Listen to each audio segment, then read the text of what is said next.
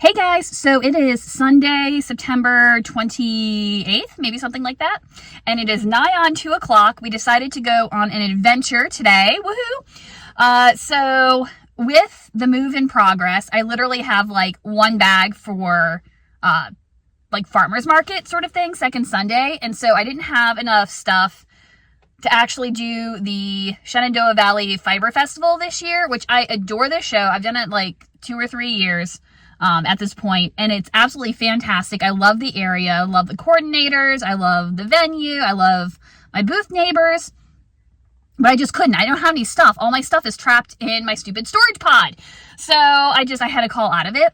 But we also got the news that the chairman and the entire board are stepping down this year. And so if nobody comes forward to pick up the leadership by the end of October, the nonprofit for this fiber festival is going to be dissolved, which means that there's a very good chance that this could actually be the very last year of this festival, which makes me sad because, like I said, I absolutely adore it out here. So I really considered it's a 3-hour drive. So I considered not even attending as like a visitor this year. But if this is the last year it's going to happen, I couldn't not, you know? And I love the drive out here. Like I said, it's like 3 hours, but it's all like rolling hills and old farmhouses and field stone fences. And it's just absolutely gorgeous. So I couldn't pass that up. But it's about 2 o'clock. So I have about 2 hours to spend at the festival. So I didn't like pack a crazy like survival kit or anything. It's not that big. It's very lovely though. So yeah, let's go ahead and do a little shopping.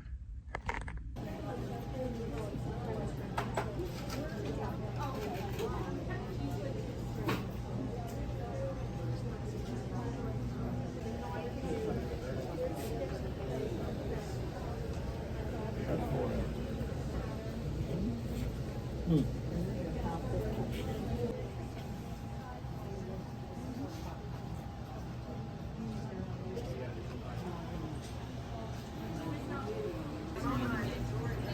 don't know. I don't have my glasses on, is it?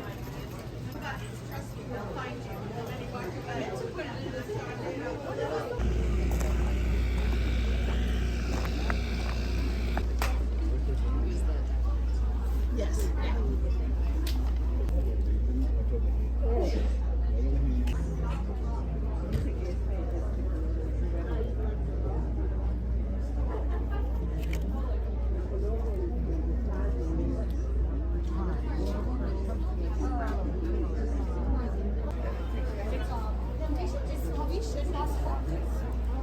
And it's actually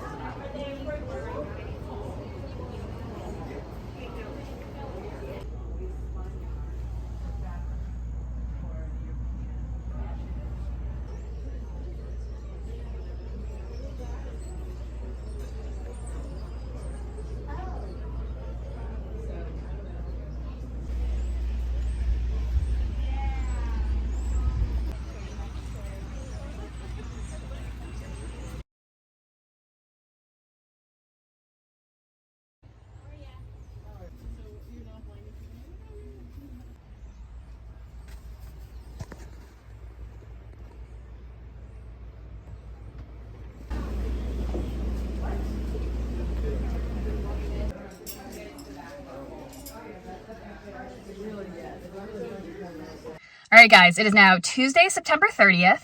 I have no idea what happened to September. Tomorrow's October.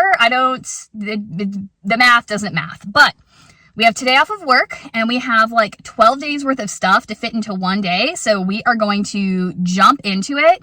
It's about 9, probably 40 at this point because I've restarted this video like 12 times because I can't talk today. But I first wanted to start out by recapping the Fiber Festival on Sunday. I had already done a recap in my car right afterwards, like I always do.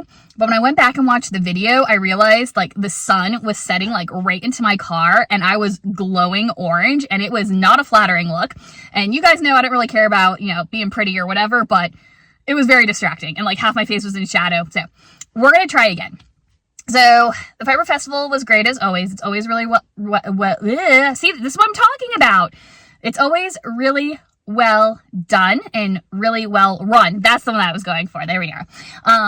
And so no complaints there. I really enjoyed the drive out. Like I said, it's all rolling green hills and farmhouses and fieldstone fences, and it's just a gorgeous drive. So if there's no more Shenandoah Valley Fiber Festival, I'm really glad I drove out to Berryville one last time. At least until I become a millionaire and I buy land out there, because it's absolutely gorgeous. So love the area. The venue was not super soggy, so I'm wondering if it didn't rain out there as hard as it rained here on Saturday, which might account for the reason why it was so sparsely populated on Sunday. Like attended, not populated, you know what I mean. It's always slower on Sunday, but it seemed like slower than usual, and especially since the weather wasn't that super great on Saturday, I figured Sunday would be busier, and it just wasn't. But that meant it was a little bit easier to shop around, made it a little bit more awkward for filming, because like people could actually see you filming. So I got some clips though, so you could see some of the fun things that I loved, and I'll do some voiceovers when we get there. Lots of sari silks, sari skirts. So I don't know if somebody's like buying them like wholesale and then selling them as like a compliment to their fiber, or if it's just become cool to like sew these like swishy, one size fits most sort of skirts, because there were like 3 booths that had them, which is a lot more than usual. There were also multiple booths that had recycled yarn, which was interesting. Usually you only see like 1, but I think there were at least like 2 or 3 this time. And then there are lots of hand spun booths. Maybe not totally hand spun. A couple of them I recognize that are like always there, but it seemed like there was more hand spun than usual. So I thought that was kind of cool as well. No grilled cheese guy. I think I probably already said that when I showed you my lunch from the Shenandoah Valley street food truck, which was good, but it wasn't my fancy grilled cheese guy. But I'm going to go ahead and show you what I bought. I had a mild amount of self-control. A couple of things I'm sad I didn't go back for. You know how like assigned pooling has become like a thing lately? There was a booth, and I did take a picture of it, so you would have seen it, or I'll put it here. Anyway, where they were doing half solid and half speckled yarn. And the reason why that ended up cool, because normally when you would dye something like that, you get like distinct like stripy areas and it would pool, and that's not really my thing. But they had patterns where it was fur cowl and you went around in a circle. And so the way the pooling worked is that you ended up with like the solid color on the sides and then the pooled color like in the middle. And it almost looked like a class weft weaving like scarf project. And so it looked really cool. I almost went back and got a couple skeins of that. But I just didn't. So, but I have their information if I want to order some, because that could be a cool project. Wasn't super excited about the yarn or the project, but like I feel like it would be like educational just to kind of see like how it came out. I also was sad I didn't go back to the Spanish Peacock booth. They always have beautiful spindles, by the way. They had a laser cut like spindle holder, so like as you're plying, you can ply right from your spindles, or like I usually will use my ball winder. And they had a cute one with the turtle on the side. I meant to go back and get it. It was just kind of big, so I didn't want to carry it around with me. And I just totally forgot until I was back in the car, and it was after 4 at that point, so I could not go back. And then I saw on their Instagram page that this is their last in-person fiber festival. So I'm going to go back and look and see what's up with them. But their spindles are absolutely beautiful if you ever want to check out Spanish Peacock spindles. So my purchases. I stopped by the swag tent. They had very few shirts and things left from this year and even like their previous year, because they've done so many like sales and buy one get one. They didn't have a ton of stuff, but their tote bags were on sale for $10. So I feel like I got one of these last year when they were like super on sale, buy one get 12 free. I'm making that up, but it's a really nice bag, super strong canvas. It has like the backpack straps, and then there's a drawstring at the top, I think, and it has a zipper pocket. And so for $10, this is a great tote bag. I'll take 2, right? And then I also grabbed this one, which is another previous year, and it's just brown. It's not super pretty, but also it's a super sturdy canvas. And again, $10 for a tote bag. You can't go wrong. Then my favorite hand cream people were there as always. It's the Rosefield vlogmas.com is their company. And it's called My Daughter's Recipe Lotion. And I forgot to look at the one that I currently have open in my bathroom right now. I have a feeling I get the same scent every year, the light citrus. It is to die for, and it is so good. 10 out of 10, highly recommend. It says contains aloe gel, coconut oil, sweet almond oil, olive oil, beeswax, and roseseed oil. And it is fantastic. And then I also, for the first time, got some lip gloss from them. This has just coconut oil and beeswax and flavoring. So this one is their blackberry pomegranate. And I have used it 2 days in a row. It's on my lips right now, and it's fantastic. It's a little bit soft, and so we'll see how it holds up.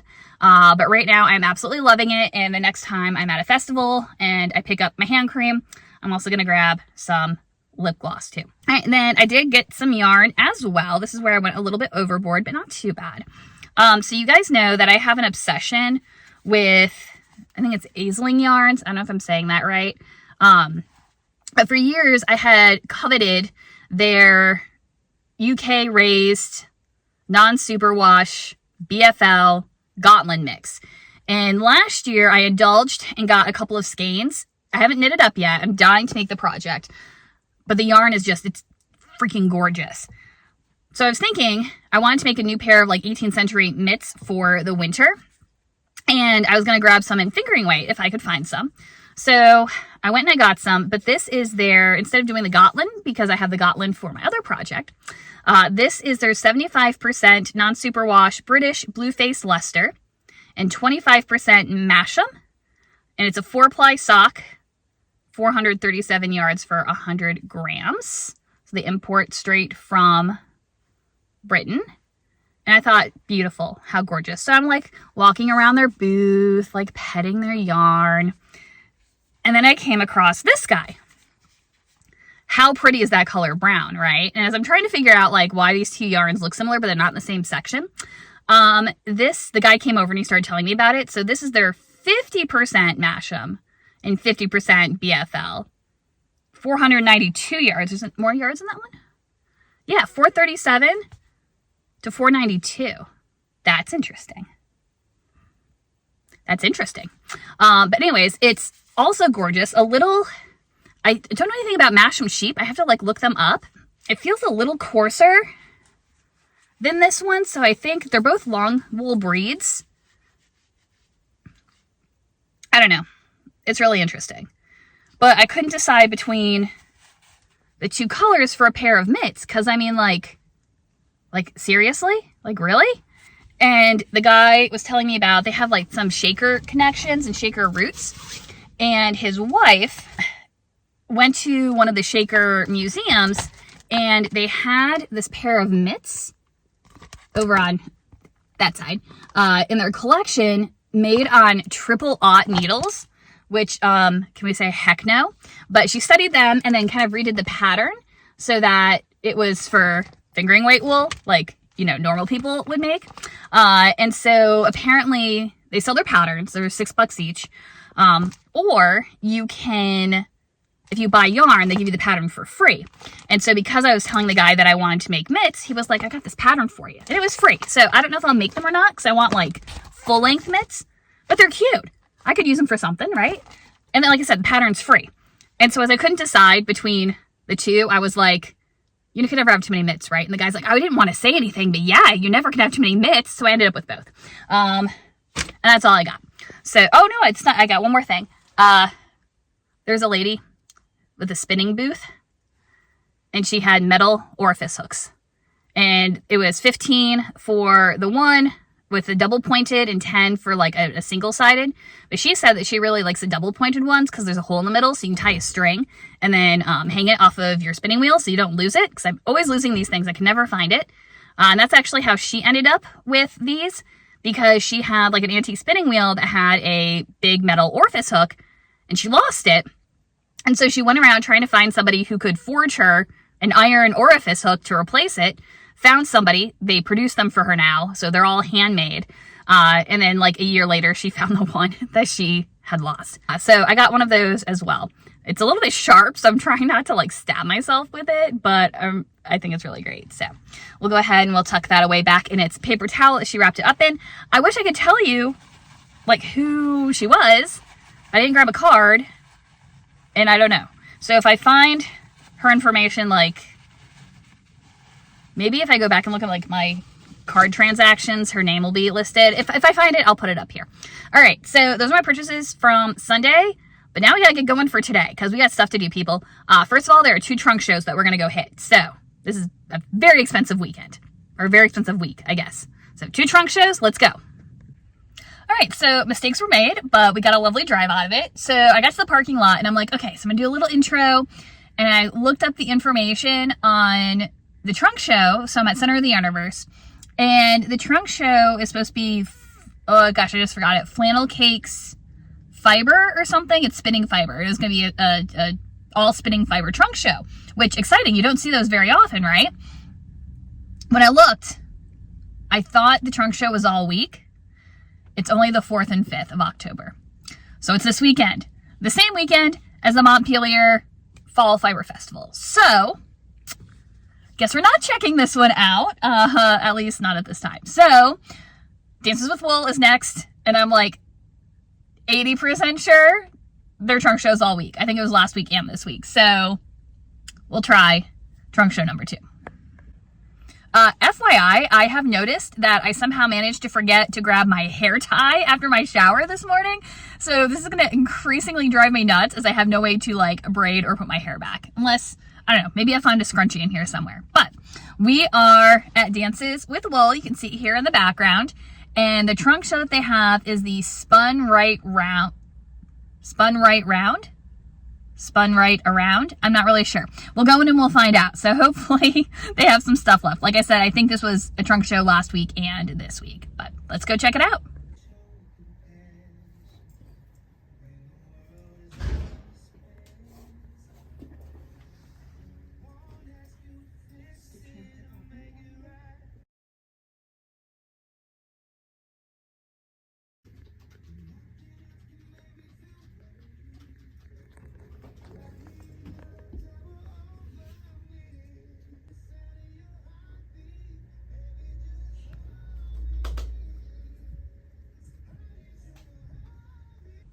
Oh my gosh, I am so mad. Like, not mad, but like mad. Because the other day I went online to order some stuff from Firefly Notes. In particular, I wanted their stitch marker advent calendar. And then there was like a tin I really wanted. And they had these stitch markers that were like sheep with little party hats on. And I was like, have to have those. But of course, right now Firefly Notes is not shipping to the United States. Thank you, government.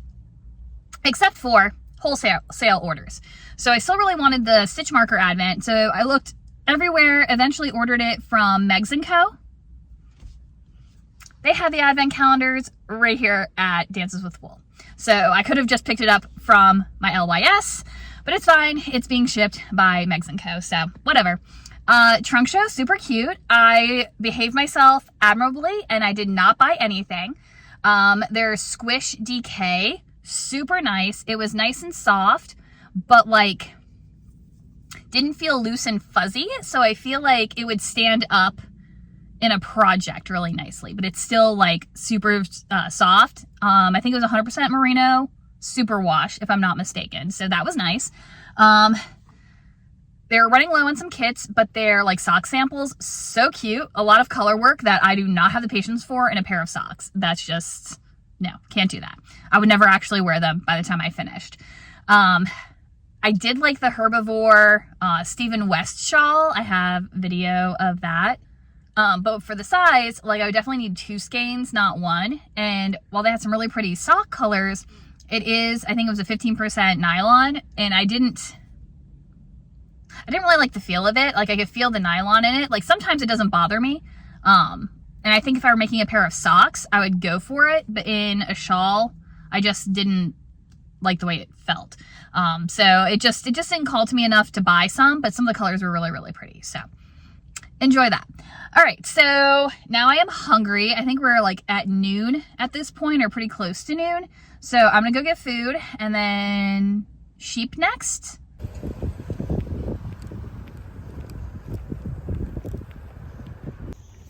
So we have our snacks, and look at what happened to my fence. This happened a few days ago, but I have no idea how to what even is this? All right, so you're probably like, different outfit. It's like bright daylight outside. What happened to finishing the room? Well, at the hour mark, clearly still have some work left to go on it. I went downstairs to turn off the stove so that I could start cooling the yarn that was on the stove. And then I was like, I need tacos. So I went and got tacos. And by the time I got home, I was like, I'm too tired to do anything else. And so I just went to bed. But now it is Thursday, and I made the decision to not do Montpelier this weekend. Really sad about it, but yeah, I don't have enough time to get anything done and like the gas to get out there because I have to set up on Friday and then drive out Saturday and Sunday. It's not too far, but like it's far enough.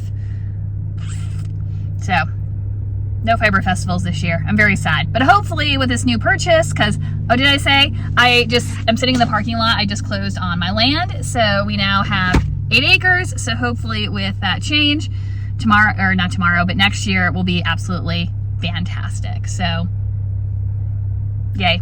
Okay, so I have a builder to meet with later, but like, I've got like 2 hours to kill. Should we go to a yarn store in Charlottesville?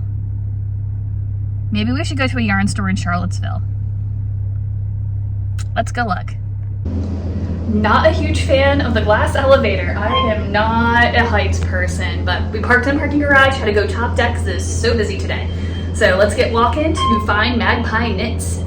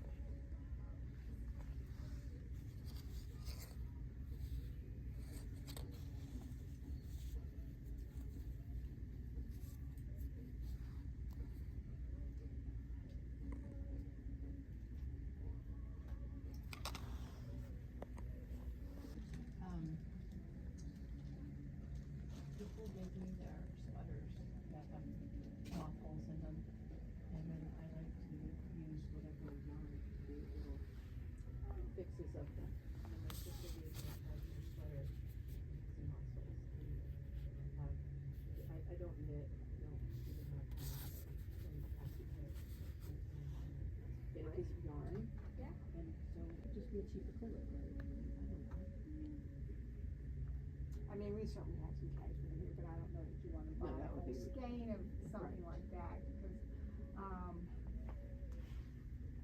just show you an example.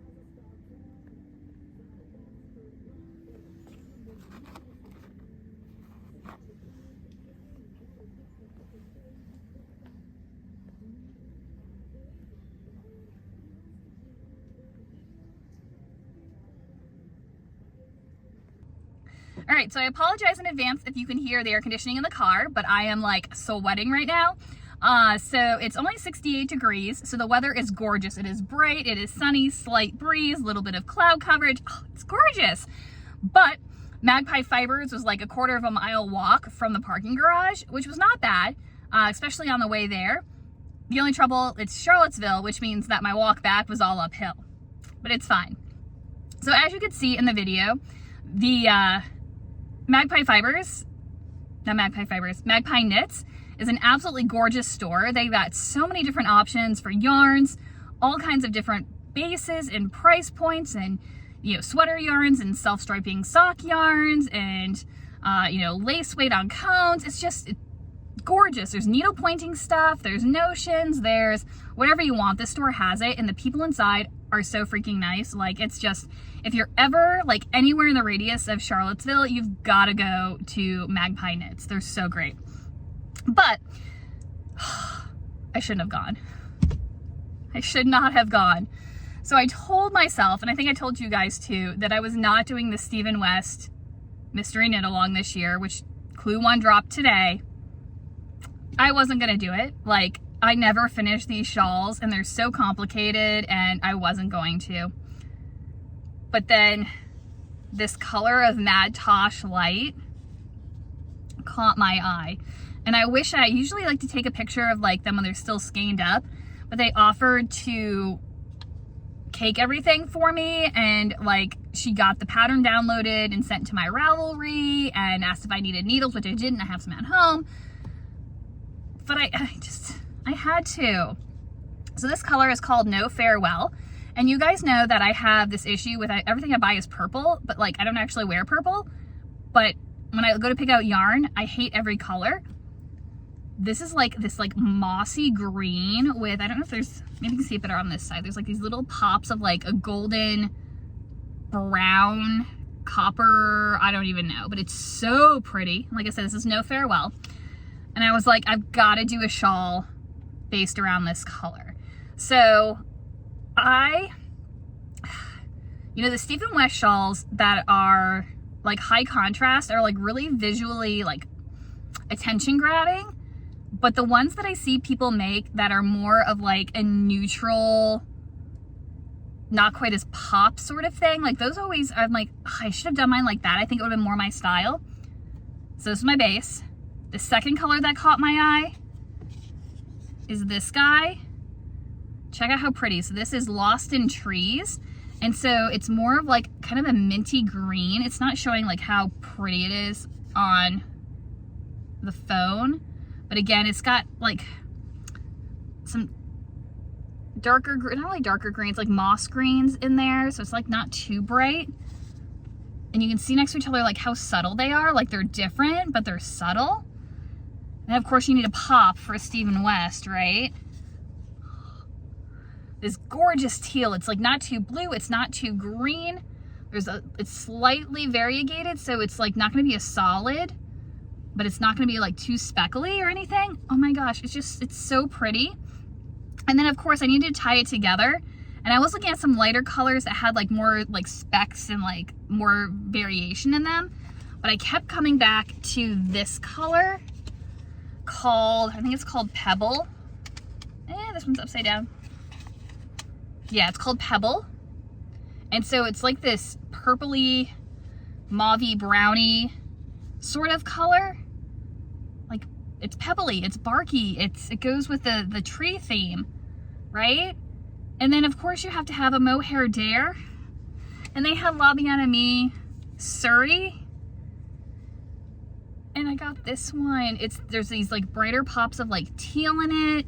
But I feel like there was, yeah, maybe you can see on this side. But there's like some subtle hints of like that mauve color in there as well. It's so pretty. Here, I have to like stack them up using both hands because there's too many, but hang on one sec. All right, so I'm holding them kind of awkwardly, but look at how pretty. Look at how pretty. I am so excited. So I'm a little nervous now about my mohair dare choice because when it was skeined up and next to the other ones, there wasn't that bright of a contrast. Now that it's caked up, it's like giving different vibes, but we're gonna go for it. We're gonna do it. All right, so I still have an appointment at like 4, which is why I was killing time. I don't know if I told you that. I think I said. Anyway, I have an appointment with a builder at 4, and so I had to kill some time. So I've got more time before I can actually go home and get this cast on. Sad. All right, so it is Friday, round about noon, and I finally had some decent lighting, so I figured I would show you what I have done so far. Look at this. So it's fiddly with all the like changing of yarn colors, but the techniques themselves are not horrible. I'm loving the little pop of color with the brioche, and so glad that I did the Harlow flip hat. Otherwise, this would have been so confusing.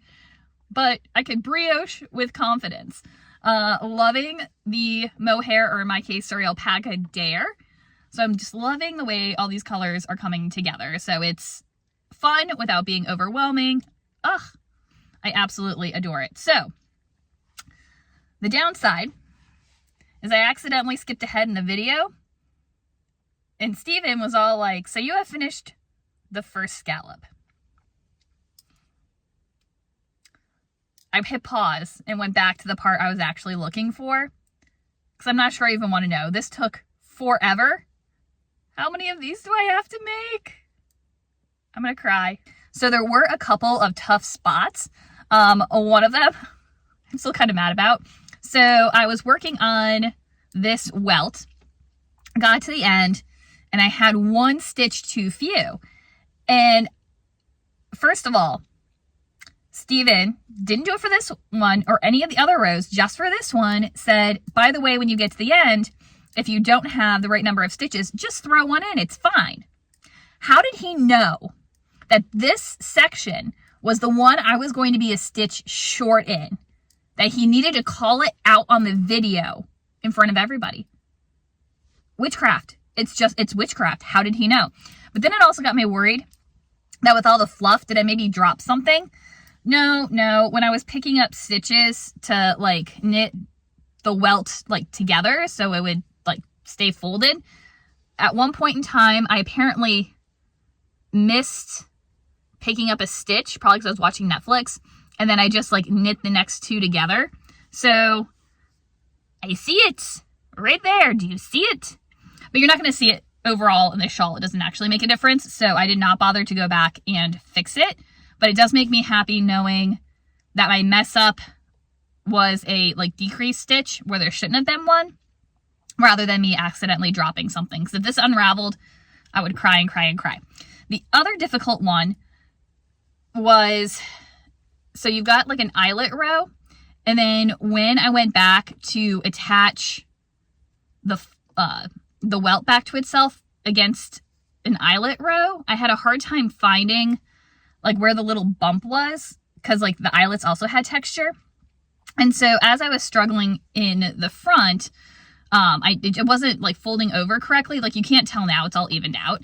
But I eventually had to like look at the front side, follow like the row of stitches, and then on the back where my finger was, that's where I picked up a stitch, and that helped me keep everything in line. So when I make it again, I'll do that from the beginning if we have to make it again.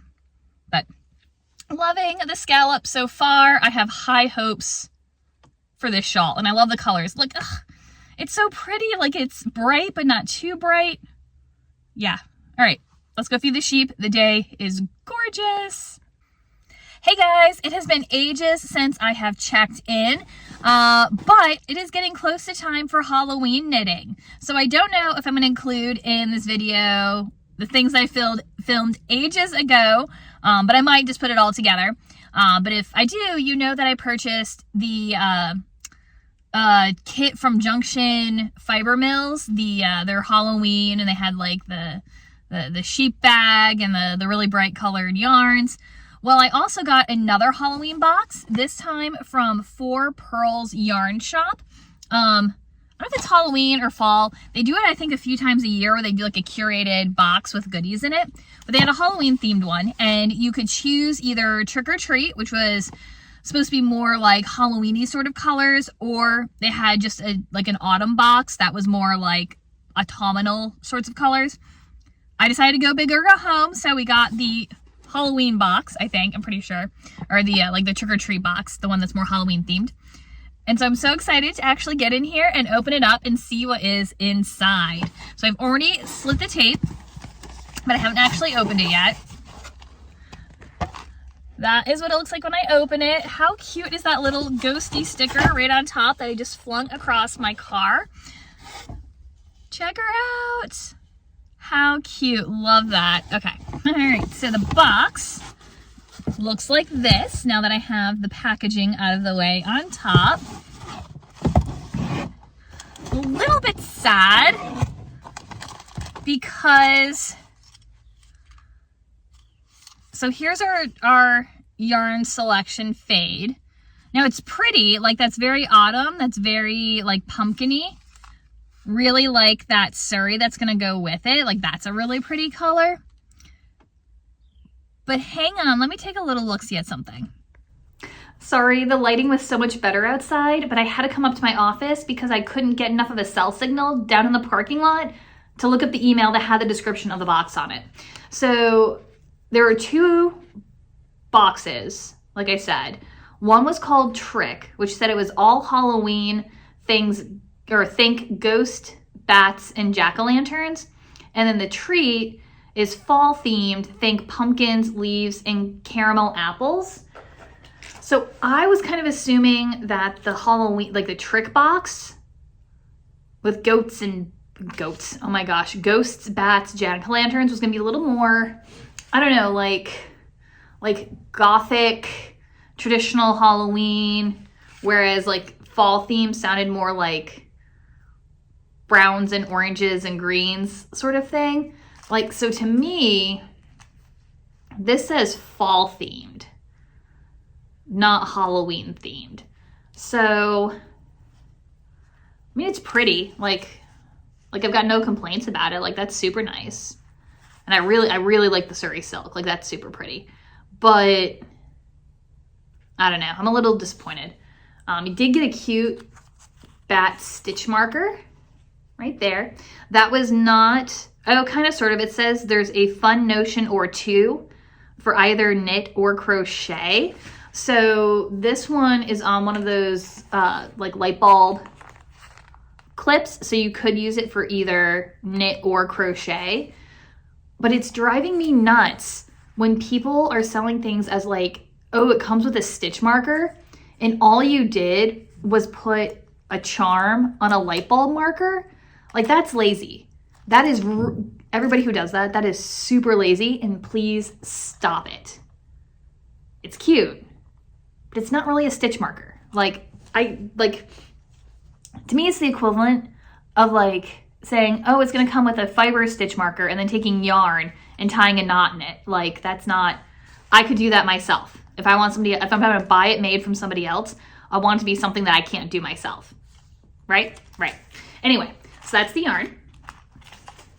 It is pretty soft, considering that it's got a pretty high content of nylon in it. And of course, the Surrey silk is always super nice. So let's check out our sewn item that is promised to come in the kit. So it was folded up like this.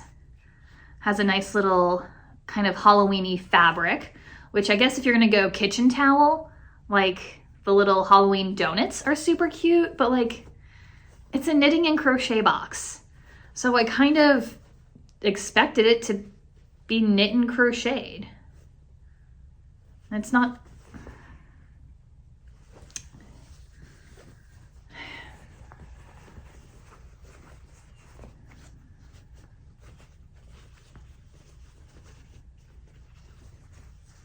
So it's one of those ones where like you put it over the bar and you pull the towel through. Like that's not.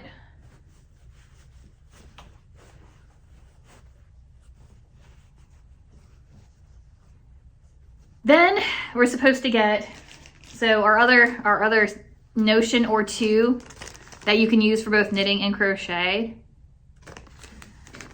We got some of these, which I don't know how many of you guys actually use these. Every time I've tried them, they've fallen off my bag. No matter how well I wedge them on the end of a needle, they fall off. And I've tried them on different size needles too. So not super thrilled with these. It says stick a tip top on the tip top of your needles and never lose your stitches again. But here's the thing. It was supposed to be, your notions are supposed to be used for knit or crochet. This is distinctly a knit item. You can't use this for a crochet. So I don't know what they were thinking. And then our snack item.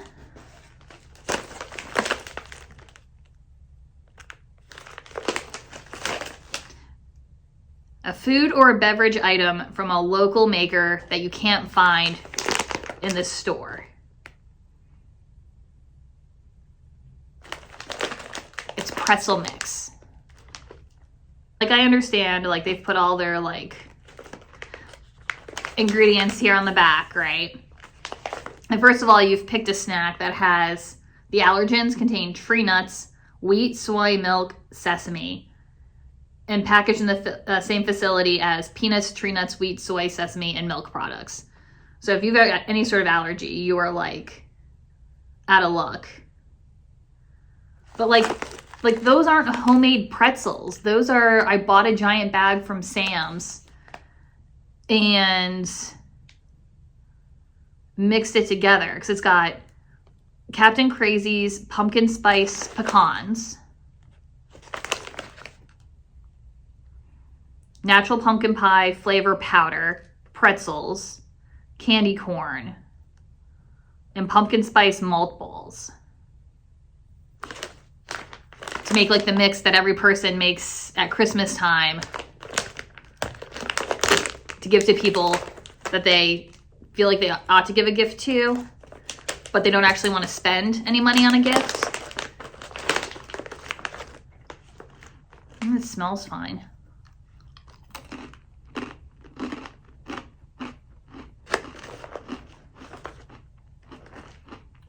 But like, I don't know.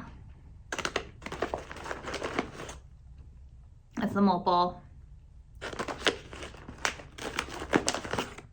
Candy corn. There's a pecan in there somewhere. I can see one. Pecan.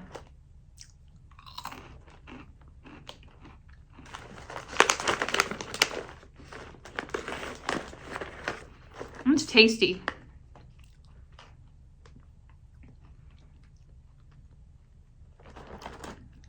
It's a little disappointing though. Like, you pay over $100 for a box, a knitting box, and you get a kitchen towel and pretzel snacks. Our self-care item is Witch's Brew. It says Halloween vibes and spooky season magic. It's one of those you boil it in hot water sorts of deals. So I'm in the middle of moving.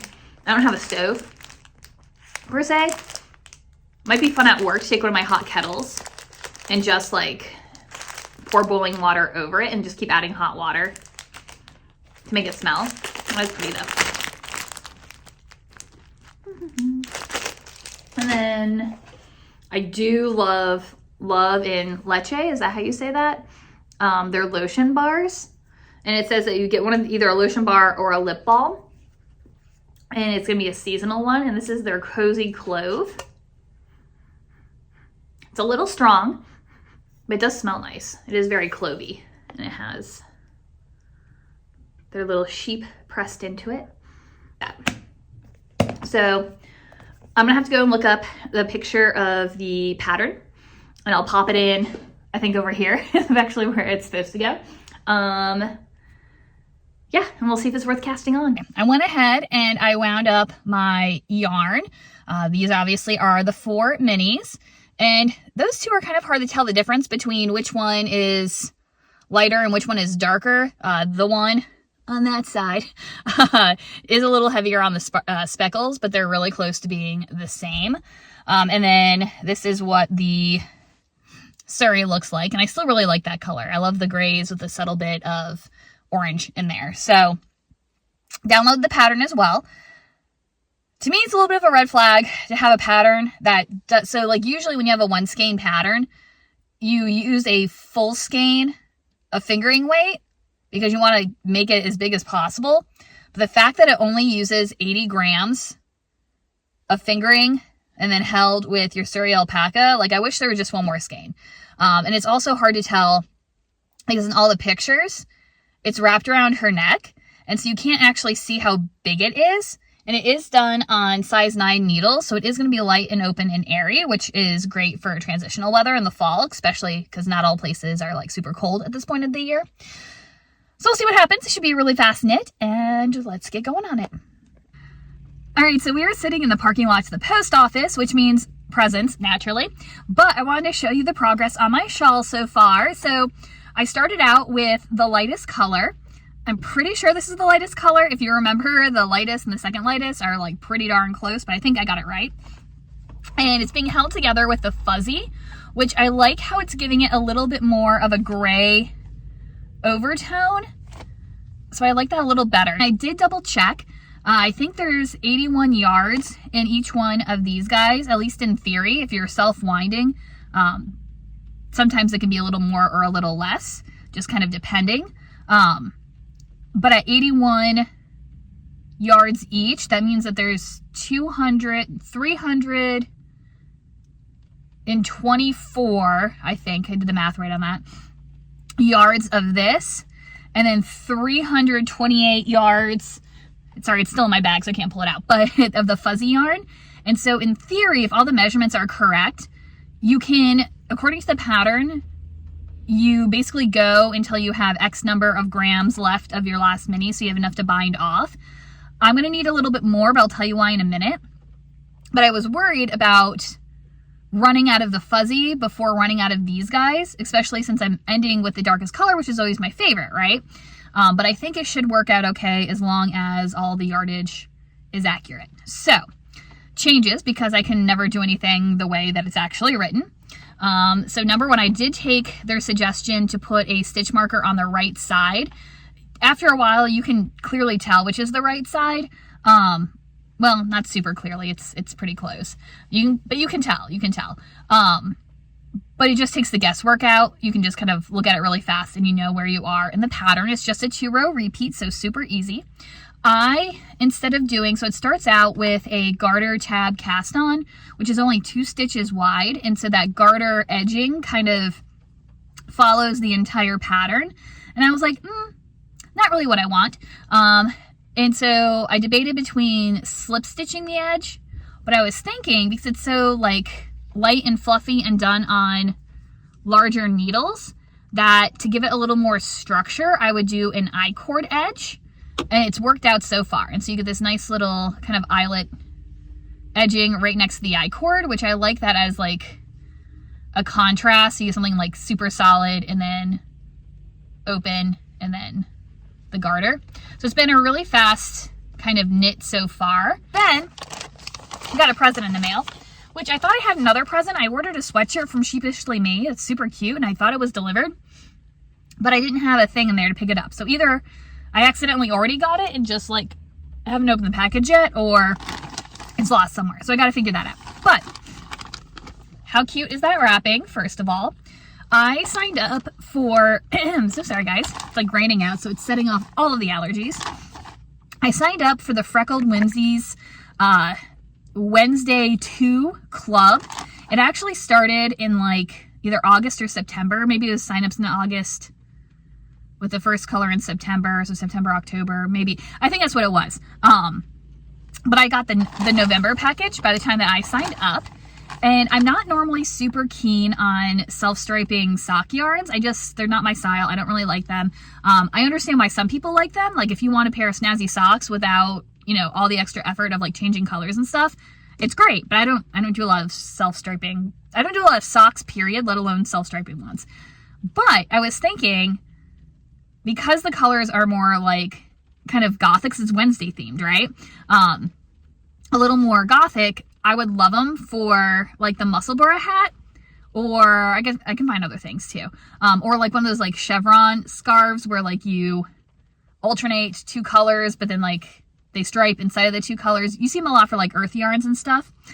So I decided to sign up. You can delete, unsubscribe, maybe unsubscribe's the word, at any time, so you don't have to necessarily commit to the entire year. And they have 2 or 3 different bases that you can choose from.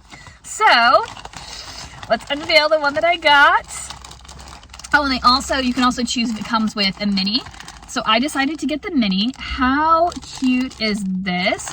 So it looks like I got the Splendid base. So it's an 85-15 with a 25 gram mini, 437 yards in the main skein and 109 yards in the mini. Does it have a name on it? It's a 6-stripe repeat.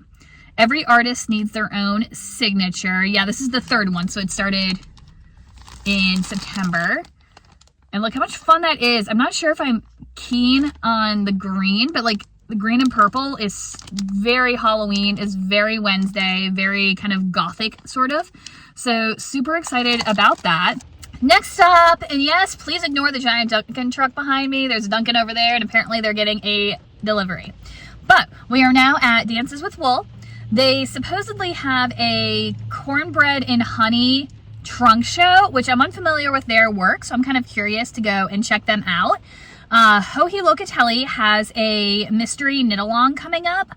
Starts November 1st. It's called the One Love Easy Shawl or Easy Mystery Knit or something like that. It's on her Ravelry page right now. And if you buy the pattern ahead of time, it's apparently only $3, but then if you wait until it's released as a full pattern, it's going to be a little bit more expensive. So I went and bought the pattern. It's only a 1-skein shawl, right? So I'm thinking it's going to be super easy to do. And it'll be fun knitting for November as we're trying to finish up projects and get ready for Advent knitting at the end of the year. Oh my gosh.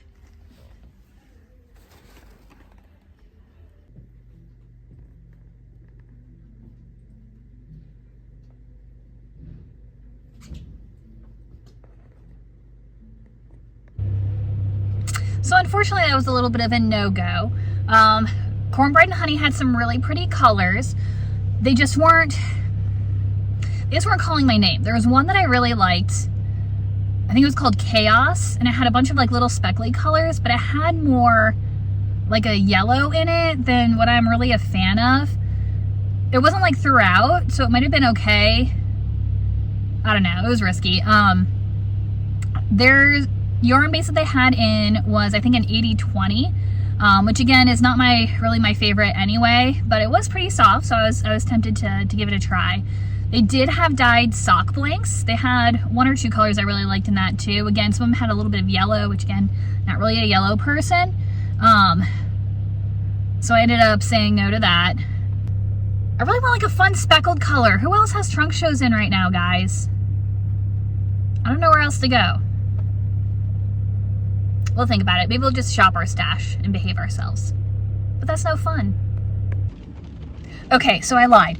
I was not satisfied with not finding a new ball of yarn at that other trunk show, so we went down to Virginia Beach. And you know how I don't like Virginia Beach. Really easy to get here, and there's a parking lot and a giant yarn sign in the back. This is the Yarn Club, and it looked like they had some selection of like local hand-dyed sorts of things. Really small store, so I don't know if I'm gonna be able to film inside, but I'll do what I can. You're welcome, thank you.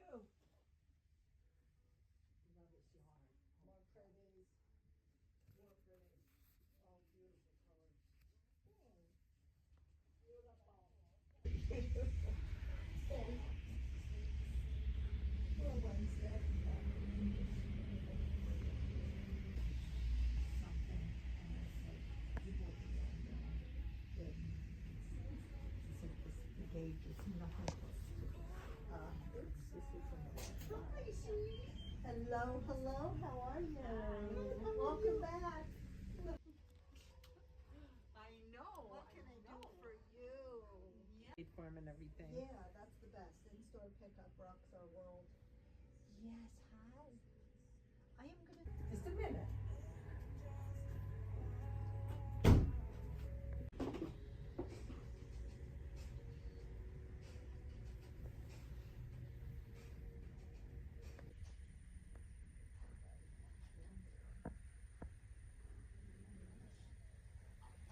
Okay, well, we'll let them know who didn't have no worries.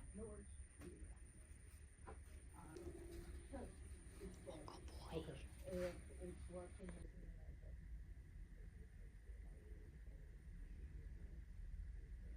Yeah, just make sure she's not in the shower.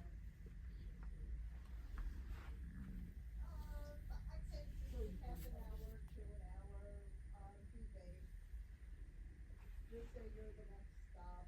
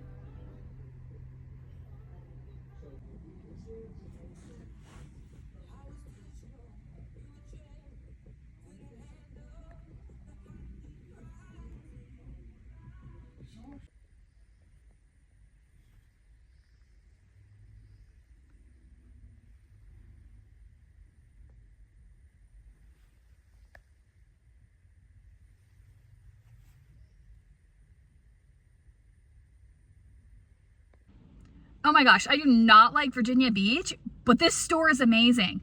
I got to talk to the owner. It was mostly me in there the entire time. And she's also one of the big dyers for like one of the lines, the house line, I guess, that the store carries. And I spent way too much money, but I could not help myself. So first of all, I got myself another Deliq bag. It was just the right size for kind of switching out my tote bag that I've been using right now. So that'll be fantastic. I also came across, I'd seen this come in my email, the Manostel Uruguay, which I love their yarn anyway, but this is the Marla, and it's a kind of heavy sport DK sort of weight, and it looks kind of like a spin cycle. It's much softer though. Is it 100% merino? It's 100% superwash merino, and she said that the skeins were a lot more predictable, but if you want to get spin cycle or something, they do have like online shopping appointments. And so they can take pictures or go online with you and help you pick out your spin cycle so you can get the right skein, like the color combination that you really like. But look how close and uniform those are. Obviously, they're all 100% like one of a kind. They even warn you on the inside that no two skeins are identical. Everyone is unique. So super excited. I want to do a muscle burra hat with this. So I got two to make sure I had enough. And then, oh my gosh, guys, they had possum yarn from Circus Tonic, and she said they only get this in like once or twice a year, and the colors are all really pretty and muted. I think this is it's 437 yards. This is the color Wolf, which would make it a fingering weight, but it feels like a thicker fingering weight. She did a one skein like larger Sophie scarf, but she did say that the decreases took a little bit more yarn than the increases. So go to 45 grams and then start decreasing, and then you end up with just a little bit left over, and it's perfect. But I thought for like winter underneath my costume, I could make a Sophie and then just tuck it underneath my skin, and then it's a natural color, so you won't be able to tell that it's like not historical. And then Tributary yarns. How gorgeous is this? It still has a little bit of the yellow in it, which I'm like, oh my god, stop with the yellow. But I love the pops of like the magenta and the teal. They had a few other colors that were also super pretty, but I felt like this was more fun for like a mystery shawl. And so super excited. This is 70% superwash merino, 30% silk, also in a fingering weight. It's a single, and the color is Mayfly. So really, really pretty. I think they're out of California, she said. So somebody she knows out of California. And then, there we go. And then they also carry, so lots of bags. What's the name of the brand? The Emma Ball, who has like the really cute sheep bags. They had her stitch markers. I had some stitch markers I had gotten in a tin, but the rings on them were really small. And so I was excited to be able, can you see that? To pick up another set of those. So very, very excited. I think that's all of my purchases. Spent way too much money, but I am super excited about all these projects. So I did messed up. I was knitting during a meeting, and so one of the changes I was planning on doing for my Halloween knitting project was fading the colors between sections. This is the first mini. I was hoping to leave enough to do a couple of like fade stripes, but I was in a meeting and I was on a roll, and so I accidentally ended up with this much, which was not enough, I think, to even go all the way across, let alone come back. So I just had to attach the new color. But the colors were so close that I'm hoping it's going to be a subtle fade anyway, and then I'll just leave more yarn when I get to the next color. Because it does increase really quickly, and so I think I just like didn't anticipate how much yarn each row uses. So like I said, that's one mini, and I just switched over to the second one. All right, so it is November 1st, and I am dying to get started on the Ho He Mystery Knit Along, but I have got to finish my Halloween knitting first, so I'm hoping to finish it tonight. I don't think it's actually possible, but we're gonna do as best as we can. So I have to work tonight, so that's why I'm sitting in my office. I've got a few minutes of knitting time before I have to get ready, but I wanted to show you what I had done so far. So this is one 20-gram mini, plus I have a little bit of my second one, and you can actually see between the two of those, you can hardly tell. I was a little bit worried because I couldn't fade the two of them together, but it is really not, that's the right side, an obvious difference between the two different colors. Like you can tell it's a little bit darker up here, but like also not really. But I do want to stripe it with the next color because there's a very obvious color change. But it's really hard because it's getting so wide so fast that I can't tell like how far anything goes. So I was hoping to be able to do 2 more stripes of this, so it'd be like 4 more rows, but I don't know that's gonna make it 4 more rows. So we're gonna add this in and we'll see how far this takes us. I did not measure it, so I have no idea how many grams are here. We are out here at the property. I discovered that there is a very small place along the road right at the edge of my lot line that if I drive really, really carefully, I can get my truck onto the land. It still remains to be seen if I can get my truck off of the land, so grain of salt there. But I'm wondering if I could get my truck. Do you think maybe we can get the shed out here? I might have to cut across the next door neighbors, but it's still, actually I don't know if it's for sale. The sign is down, so it may have sold. And they mowed it. Now it's my land that looks like crap. So we gotta get the mower out here too. But maybe we can get the shed back here after all. But our big project for today, my one shelter. Okay, so this garage that I got off of Amazon seems to have survived all the windstorms, and I don't see any water sitting on it. But this guy, as soon as I put him up, he immediately tumbled away to the trees. So I've grabbed some cement, and I think I can cement the posts into the ground to the point where it won't go tumbleweeding away again. Or if I'm not sure, I might just brace it up against the trees and then cement it. But we're gonna look around and see what happens. All right, so I couldn't get it tipped back over on my own. So I ended up doing is, so these legs used to be on the other side. So I took off the legs on the side that I wanted to go, tipped it this way.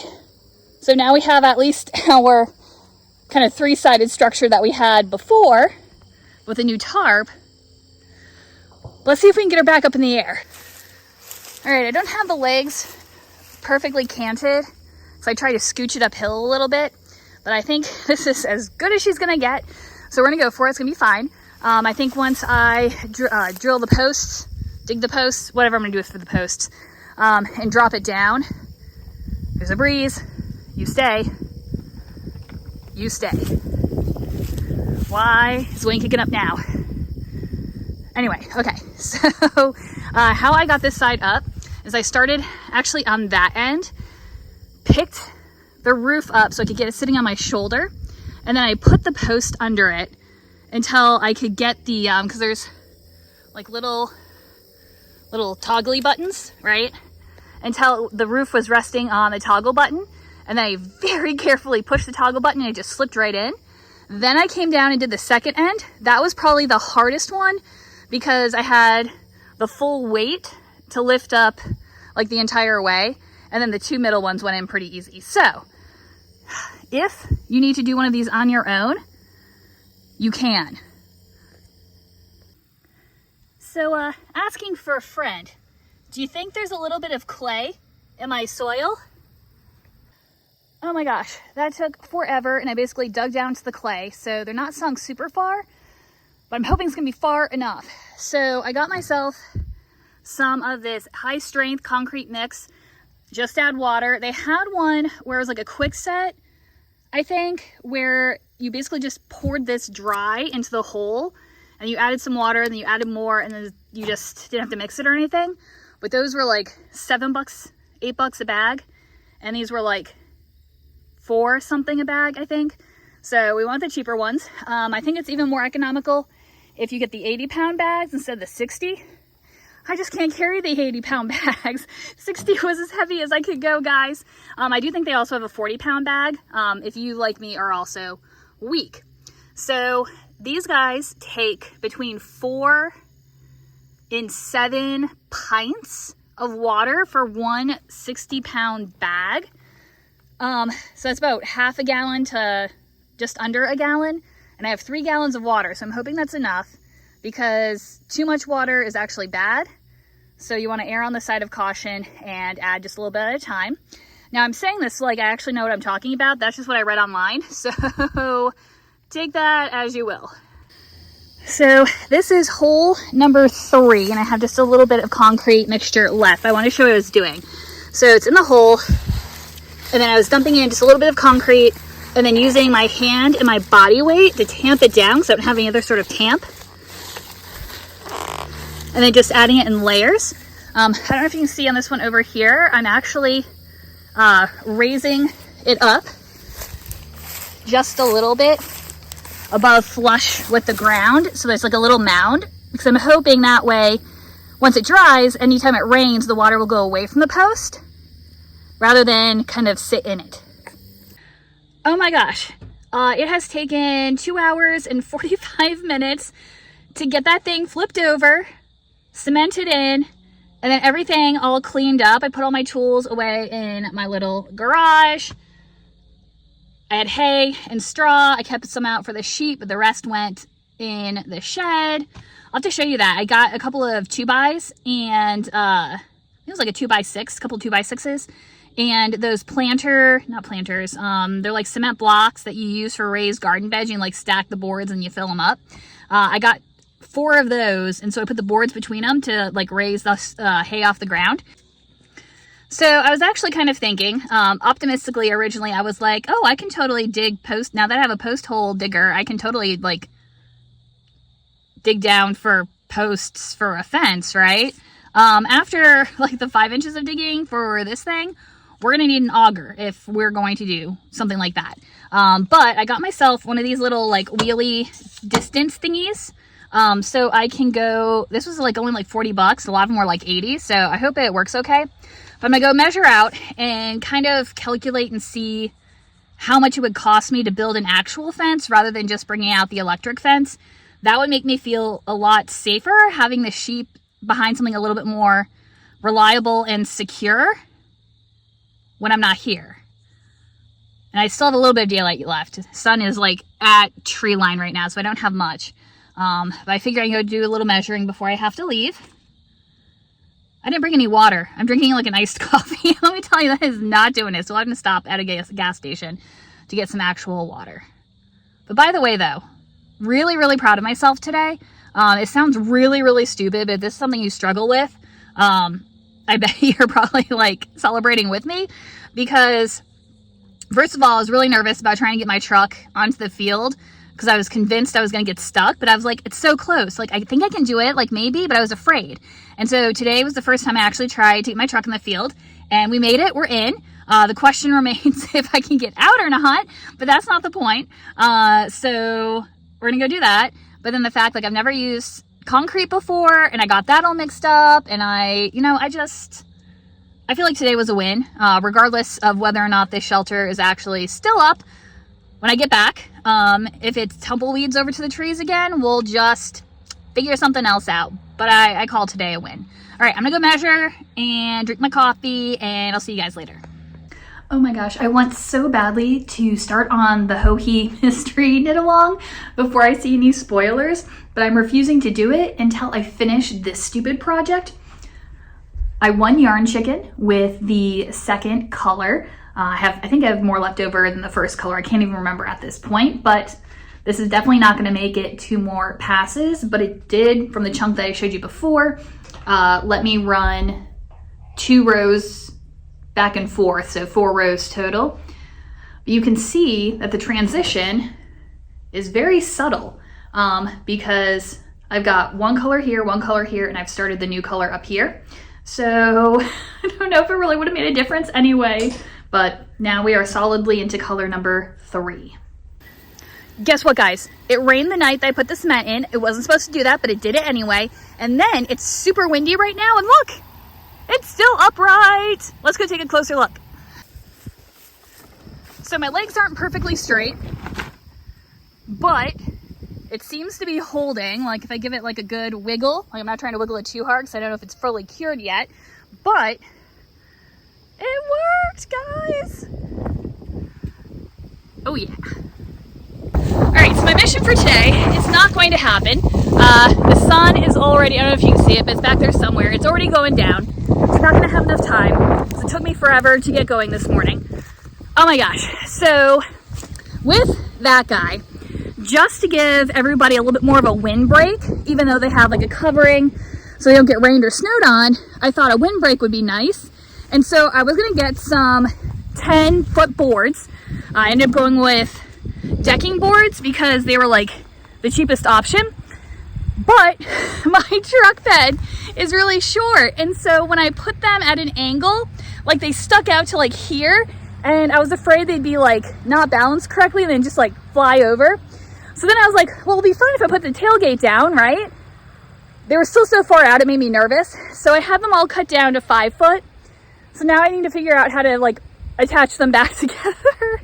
But I don't have time to play with that tonight because I decided I couldn't find my my charger to go with the battery of my drill, which I think I now know where it is, but I couldn't find it this morning. So I was like, hammer and nails, we'll put it together manually, it's gonna be fine.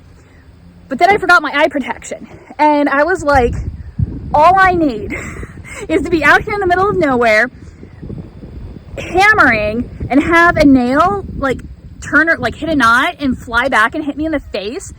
I still have nightmares. I can't remember who was telling me the story, but somebody was talking about how there was somebody who wasn't wearing their eye gear and they were hammering and it hit a knot and it bounced back and like stuck straight into their eye. And I'm like, oh, I can't handle eye stuff. So we are not going to do that today. We're just going to put it all in my other garage, which seems to be holding its shape, but it's not necessarily a wasted trip. I brought my lawnmower, which is battery operated. Bless its heart, it tries its best. It's a Ryobi. It doesn't have like a ton of power, but it did the job on my little house, right? And so I brought it out because I was thinking I would, wherever my driveway kind of is that I've been using right now, I was gonna give it a little bit of a mow just to make a better pathway. And now I'm wondering, since I've been getting my truck, can they deliver the shed that way? I would really like them to be able to deliver a shed. So I'm gonna mow it, get a good picture, and then I'll email the people tomorrow because I went by the shed place and they're closed on Wednesdays. Wednesday is the only day I had off of work to spend a whole day out here, and it took me forever to get here, and the place I wanted to go was closed. So it's fine. All right, so I think I'm going to probably mow first, just so I have the daylight, because she's fading fast, and then we'll put our wood and other supplies in our garage. I'm so excited, guys. It's like totally coming together, and even though we are about to be in a temporary housing situation and I have no idea like what's happening, I still feel like this was the right decision, and usually my gut like tells me. So, yay. So we're back at the land another day. I went to go order a shed and the person there was filling in, so he couldn't actually help me. He was very nice, but he couldn't help. And so I was gonna come out here to do a little more work anyway, so it was fine. But I figured out how to reach like the ravine. It's not as steep as a drop as I thought. I mean, it's steep, but it's not as deep. But this must have some like decent flowing water in the, I don't know, probably spring would be my guess. Because look at, can you tell how far undercut I'm like pointing you straight to the sun, so you're like, no, of course I can't see. Like you can see how undercut it is over here. So I'm wondering how much water this gets in it at different times of the year, but I still can't find the back of my property line. Like the person on one side of me is super well marked with white lines on trees. And apparently their survey is pretty good because all of my little pink flags lined up with their white marks, right? But they go on the other side of the ravine, like both their marks and my marks. And so I'm trying to find a place where I can get across the ravine to go follow them. But like I can't find my flags. Is that one over there? Oh my gosh, you walk like 2 steps in one direction and you completely lose it. Where'd it go?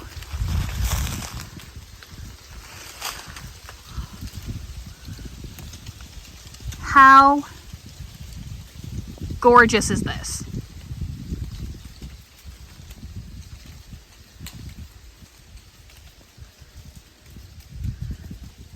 I'm so excited. And the fact that it's not all pine trees, because I'm allergic to pine trees. Where did I just see that flag though, guys? Right there. Is that a white mark? Can you see it better than I can?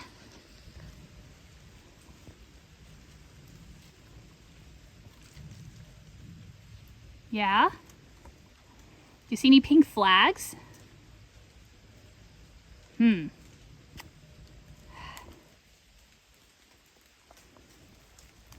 There are a lot of logs laying across the ravine, but like I don't know that I trust myself to shimmy across one.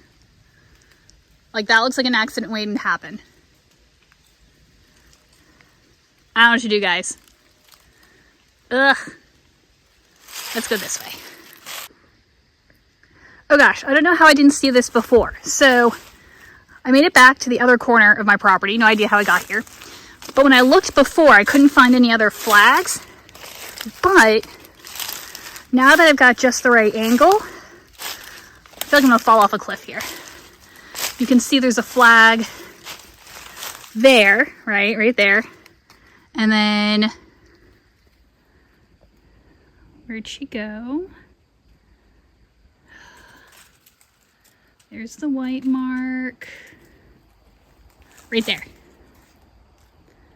You can see it right there in the middle. And there's even one further past that. You can see it, like, again, it's in the middle. Right there. So how do I get there? I don't want to get wet.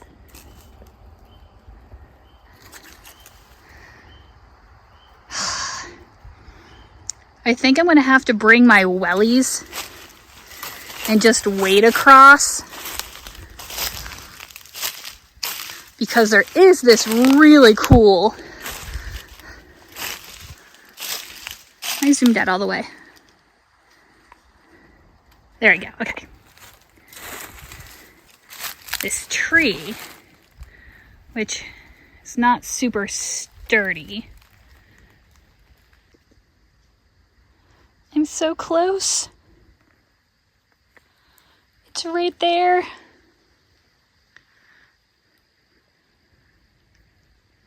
But I can't get across. I think if I had wellies, look how deep it is right there. Like I was not expecting that. I think it's deceptive, but that hole is probably at least a foot deep. But if I had wellies, I think I could get across right here. I don't think it's that deep there.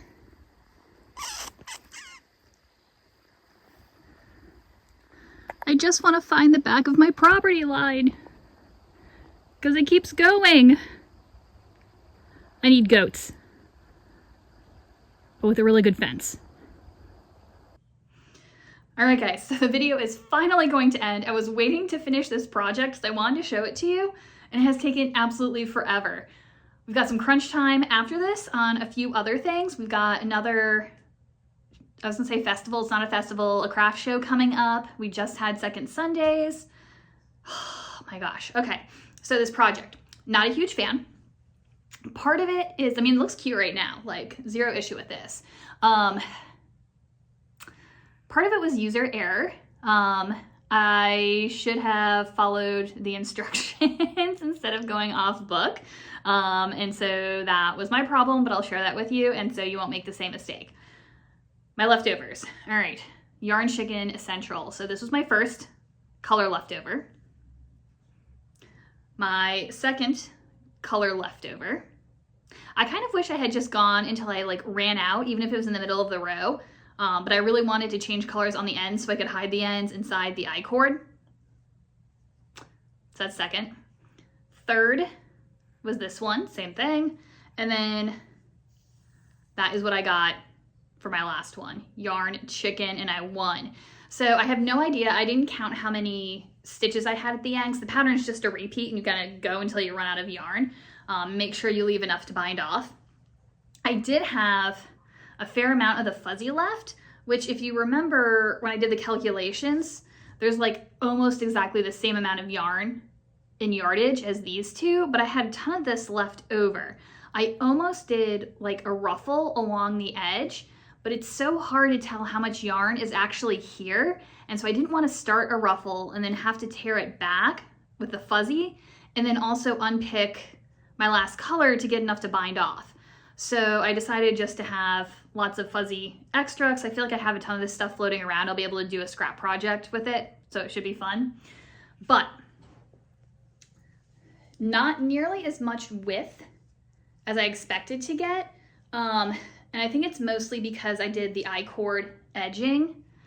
So it's not quite as stretchy as garter, which I kind of like, because in that way it doesn't like stretch too far out of shape. But that meant that I didn't get very much length on it. So I think if I were to do this again, it wasn't a terribly exciting knit, so I don't really plan on doing it again. But if you need like an easy beginner or gift project, sure. I would do a slip stitch edge, and then that would be nice and clean, but probably have a little more stretch than the I-cord. So that's what that looks like. I do like that the I-cord gave it a little bit of a ruffle, and when it blocks, it will block probably a little longer. It's not super long though, but it is long enough to wrap around into like a little bit of a cowl, which is nice, you know? I don't know if I can do it. Well, no, I don't know. It does sit nicely around the shoulders with the I-cord. I feel like that's a little more of a granny look, especially in that color. Oh my gosh. And I don't, can I scarf it? No. It really just ends up looking like a cowl. Can we tie it?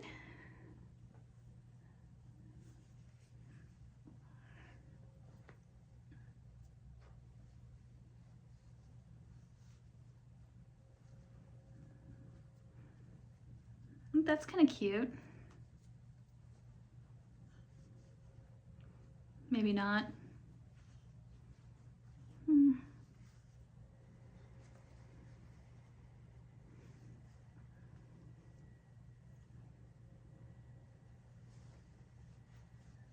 No, not quite long enough to go through that way. I don't know. I have to keep playing with it, and I'll block it out and see what it looks like. But yeah, so overall, not super exciting. So we've got lots of work coming up for the craft fair that's coming up in like a week and a couple of days. And so that'll be the next video. See you guys later.